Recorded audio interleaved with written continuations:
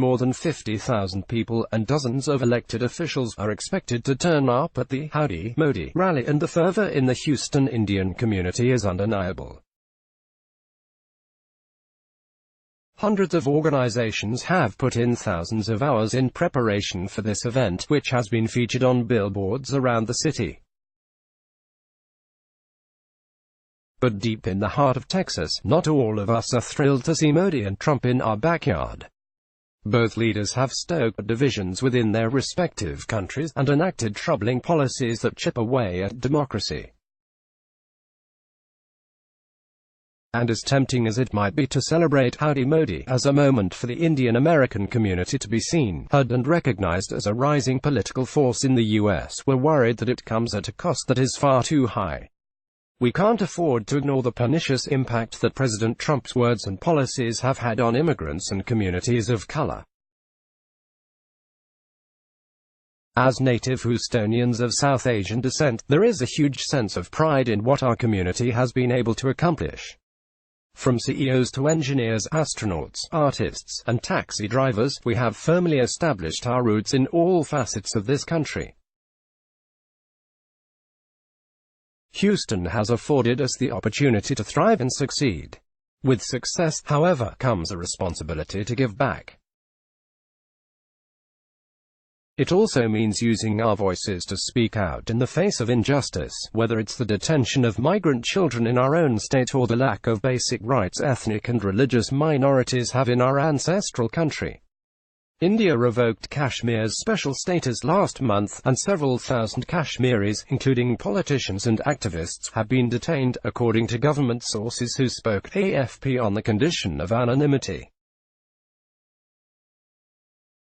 The Indian government has placed Kashmir under a communications blackout. Schools and shops have been deserted while hospitals have been run by skeleton crews.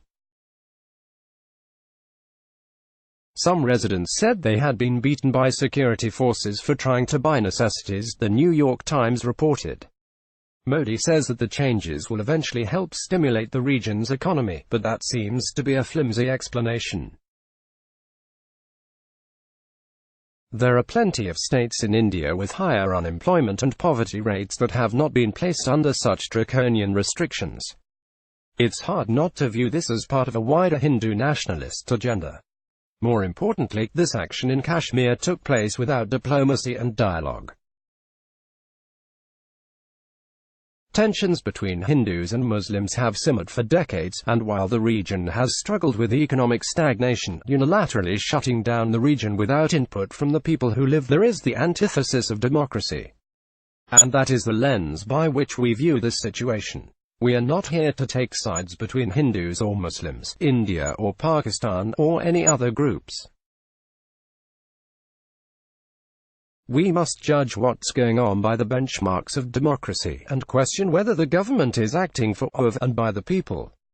With the communications blackout still in effect, the only voice emerging from the region is that of the Indian government.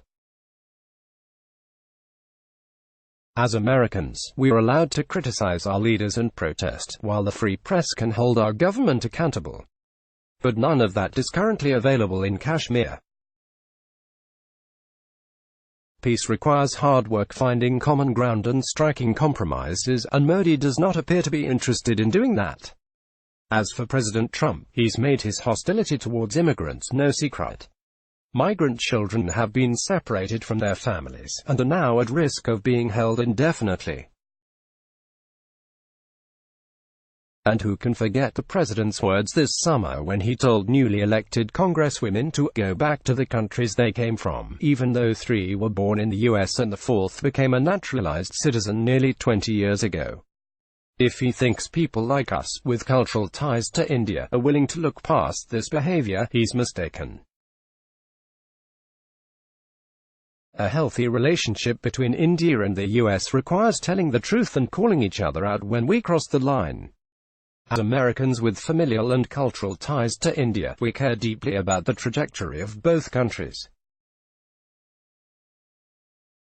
Both leaders may defend themselves by claiming they are acting within the laws of the countries, but history has proven that just because something is legal does not mean it's moral. What's notable to us is the disparate belief systems among some of our Indian friends, colleagues, and family members. While they have no problem denouncing President Trump's policies, they are seemingly complacent with Modi's actions in Kashmir. Some reconcile Modi's actions as necessary, while others are oddly silent. So excuse us for not tipping our 10-gallon hats for Modi, or President Trump, for that matter.